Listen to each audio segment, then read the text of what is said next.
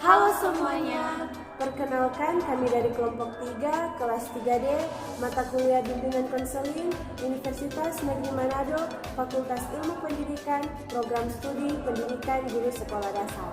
Pada saat ini, kami akan menjelaskan materi tentang teknik-teknik untuk memahami perkembangan anak di SD. Pengertian perkembangan anak. Perkembangan anak dapat didefinisikan sebagai proses di mana anak tersebut mengalami perubahan seiring berjalannya waktu. Bisa dikatakan, perkembangan mengacu pada urutan perubahan fisik, bahasa, emosi, dan pemikiran yang terjadi pada anak sejak lahir hingga awal masa dewasa. Cara untuk mengetahui kemampuan, bakat, dan permasalahan siswa. Yang pertama, sebagai calon guru atau pendidik, kita harus mempunyai pengetahuan, kreativitas, juga wawasan yang luas untuk memahami peserta didiknya. Yang kedua, kita harus mengerti psikologi anak, kemampuan anak, kelemahan anak, dan keinginan anak yang mempunyai bakat tertentu. Yang ketiga, kita sebagai seorang guru harus mempunyai teknik untuk mengetahui tingkat kemampuan dan perkembangan peserta didik kita. Selanjutnya, teknik untuk memahami perkembangan peserta didik SD. Yang pertama, teknik tes. Yang pertama, tes kecerdasan. Kecerdasan dapat diartikan sebagai kemampuan berpikir yang bersifat abstrak. Yang kedua, tes bakat. Bakat merupakan kemampuan khusus individu yang dapat berkembang melalui belajar atau latihan. 3. Tes kepribadian.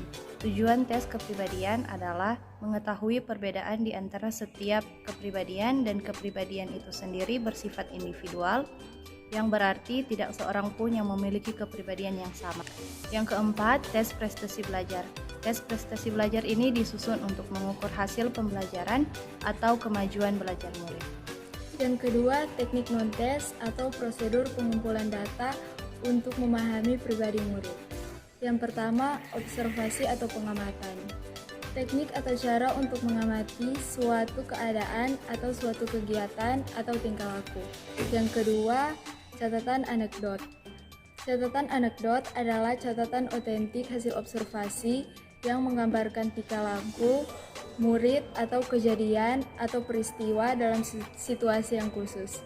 Yang ketiga, wawancara.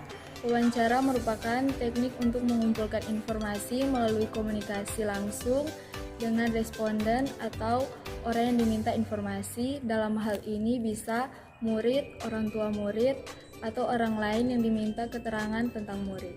Yang keempat, angket. Angket atau kuesioner merupakan alat pengumpulan data melalui komunikasi tidak langsung, yaitu melalui tulisan. Angket ini berisi daftar pertanyaan yang bertujuan untuk mengumpulkan keterangan tentang berbagai hal yang berkaitan dengan responden. 5.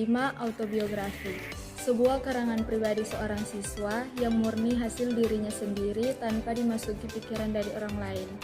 Ini lebih menjurus tentang pengalaman hidup, cita-cita, dan lain sebagainya. 6. Sosiometri. Teknik ini bertujuan untuk memperoleh informasi dengan menghubungkan atau interaksi sosial di antara murid. Selanjutnya, tujuan mengetahui teknik-teknik perkembangan anak. Teknik-teknik tersebut bertujuan untuk membantu memberi informasi kepada guru untuk mengetahui anak yang berbakat, berkemampuan tinggi, kemampuan rendah, anak bermasalah, dan sebagainya. Untuk itu, kita bisa mencoba melakukan teknik tes ataupun non-tes untuk mengetahui suatu informasi yang diperlukan. Demikian presentasi materi dari kelompok kami. Jika ada kesalahan, kami mohon maaf dan terima kasih. Bye!